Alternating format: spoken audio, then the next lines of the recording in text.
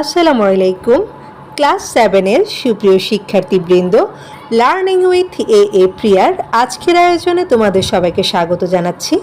আমরা আজকে আলোচনা করছি ইউনিট 5-এর লেসন 1-এর পার্ট ডি এবং ই নিয়ে, এবং এর আগের ভিডিওতে আমি পার্ট সি পর্যন্ত বিস্তারিত আলোচনা করেছি। তোমাদের যাদের ভিডিওটা দেখার প্রয়োজন বলে মনে করছো তারা প্লেলিস্টে গিয়ে দেখে নিতে পারো। আর আমাদের আজকের আলোচনার পেজ নাম্বার হচ্ছে 50। তো আমরা প্রথমে পার্ট ডিতে দেওয়া ইনস্ট্রাকশনটা একটু দেখে নিব। দেখো, এখানে বলছে complete the following chart with information from the text. Complete মানে হচ্ছে সম্পূর্ণ করা, ফলোয়িং চার্ট মানে হচ্ছে নিচের যে চার্টটা দেওয়া আছে সেটার কথাই বলছে। ইনফরমেশন মানে হচ্ছে তথ্য, অর্থাৎ এই যে আমরা আগে যে একটা টেক্সট পড়েছি বেগম রোকেয়া সম্পর্কে, হ্যাঁ, সেখান থেকে তথ্য নিয়ে এই চার্টটাকে তোমাকে ফিল আপ করতে বলা হচ্ছে, অর্থাৎ পূরণ করতে বলা হচ্ছে। 1 ইজ ডান ফর ইউ, একটা তোমার জন্য করে দেখানো হলো। অর্থাৎ এই যে আমরা একটা চার্ট দেখতে পাচ্ছি বেগম রোকেয়া সম্পর্কে, এই চার্টে 5টা বিষয় জানতে চাওয়া হয়েছে। প্রথমটা হচ্ছে অকিউপেশন, অর্থাৎ পেশা। তার মানে হচ্ছে বেগম রোকেয়ার পেশা কি, সেটা আমাদের জন্য এখানে লিখে দেওয়া হয়েছে। তিনি হচ্ছেন একজন রাইটার অ্যান্ড সোশ্যাল ওয়ার্কার, অর্থাৎ একজন লেখিকা এবং সমাজকর্মী। এরপর বর্ন ইন, অর্থাৎ উনি কখন জন্মগ্রহণ করেছিলেন সেটা জানতে চাওয়া হচ্ছে, তাই না? এরপরে হচ্ছে ম্যারিড ইন, অর্থাৎ কত সালে উনি বিয়ে করেছেন সেটা জানতে চাচ্ছে। এরপর হচ্ছে ফ্যামিলি, অর্থাৎ উনি কোন ধরনের ফ্যামিলি থেকে এসেছেন। এরপর সর্বশেষ যেটা সেটা হচ্ছে ল্যাঙ্গুয়েজ, অর্থাৎ তিনি কোন কোন ভাষা শিখেছিলেন। তো এই জিনিসগুলো হচ্ছে আমরা আমাদের যে টেক্সটটা রয়েছে সেখান থেকে খুঁজে বের করব।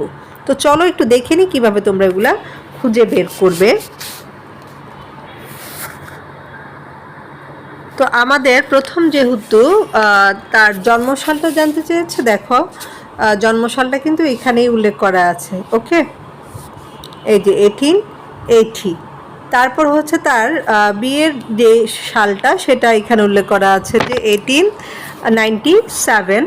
এরপর হচ্ছে ওনার ফ্যামিলি কেমন, উনি হচ্ছেন এই যে একটা মুসলিম ফ্যামিলি থেকে এসছেন। এটা ওনাদের এই যে নামগুলা দেখে কিন্তু আমরা বুঝতে পারছি।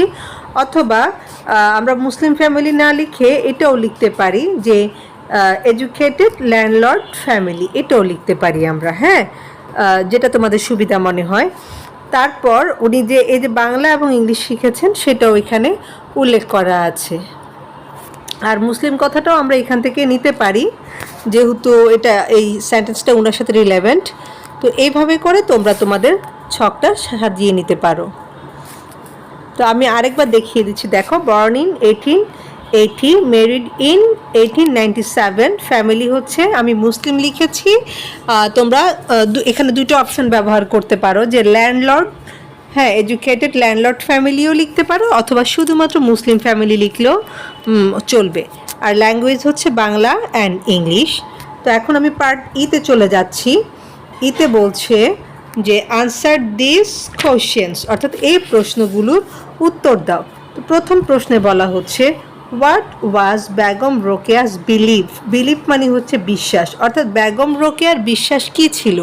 তো আমরা টেক্সটে পড়েছি যে বেগম রোকেয়া বিশ্বাস করতেন যে সমাজে নারী পুরুষের সমান সুযোগ এবং অধিকার থাকা উচিত বলে উনি বিশ্বাস করতেন, তাই না?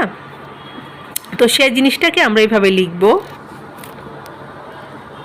এই যে ওনার বিশ্বাসের জায়গাটা, যে she believed that women should have the same rights and opportunities as men have in the society. হ্যাঁ, এই যে এইটুকু জায়গাকে আমরা নিয়ে লিখে দিব আমাদের আনসার হিসাবে।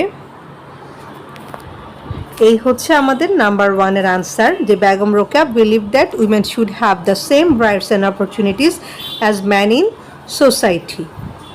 2 নাম্বার প্রশ্নে বলছে what did she fought for, অর্থাৎ তিনি কিসের জন্য লড়াই করেছিলেন। তা আমরা জানি যে উনি এই যে মহিলাদের অধিকারের জন্য লড়াই করে গিয়েছিলেন। তো সেটা এভাবে লিখব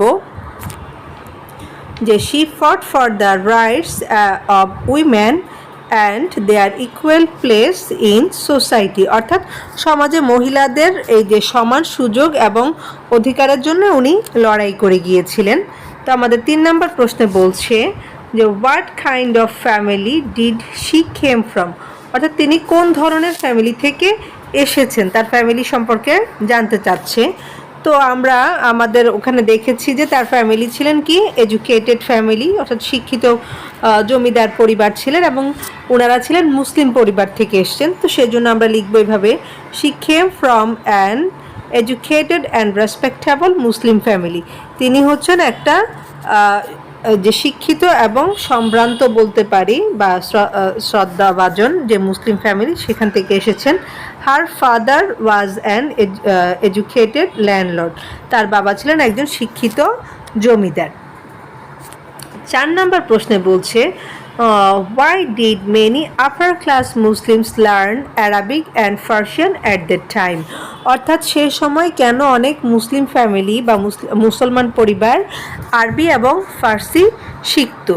তো এই জিনিসটা আমরা এইভাবে লিখতে পারি যে at that time many upper class Muslims learned Arabic and Persian as a medium of education and communication।